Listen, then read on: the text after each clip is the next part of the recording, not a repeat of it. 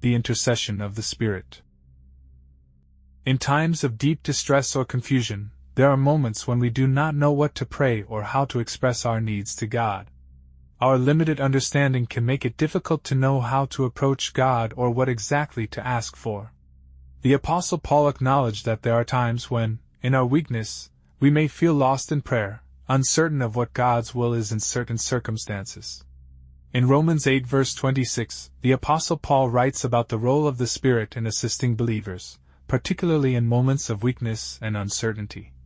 Likewise, the Spirit also helps in our weaknesses, for we do not know what we should pray for as we ought, but the Spirit Himself makes intercession for us with groanings which cannot be uttered.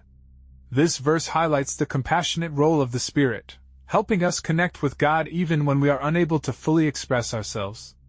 The Spirit's intercession is crucial when believers are unsure of how to pray or what to ask for, providing divine assistance in our communication with God. Intercession means that the Spirit is speaking to God on our behalf, presenting our needs, concerns, and desires, even when we cannot find the words ourselves. These groanings refer to the deep, unspoken communication that the Spirit shares with God, transcending our human limitations. The Spirit knows our hearts better than we do and communicates with God in a way that goes beyond what we can express in words. Prayer in our weakness is like a child trying to send a message across a great ocean without knowing the language. We fumble for words, sometimes too broken or weary to even speak. Yet standing beside us is the Spirit, the perfect translator, who hears the heart's cry beneath the silence and confusion. When we are too weak to form a prayer, the Spirit lifts our burden and carries it before the throne of God. He does not need eloquence or long speeches.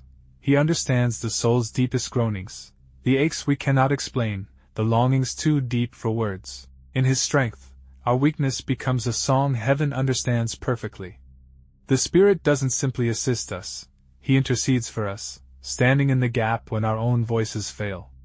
Like a loving advocate, He shapes our brokenness into prayers that reach the heart of the Father. Today, do not fear your weakness in prayer. Do not think silence means distance. When words fail, the Spirit speaks.